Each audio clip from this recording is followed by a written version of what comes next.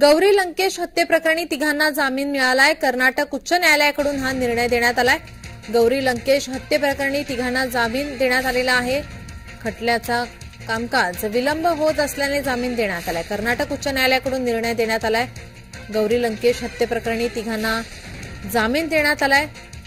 खटल्याच्या कामकाजाला विलंब होत असल्याने जामीन देण्यात आलाय। पत्रकार गौरी लंकेश यांच्या हत्येप्रकरणी न्यायालयीन कोठडीत असलेल्या 3 आरोपींना कर्नाटक उच्च न्यायालयाच्या कलबुर्गी खंडपीठानं जामीन दिलाय।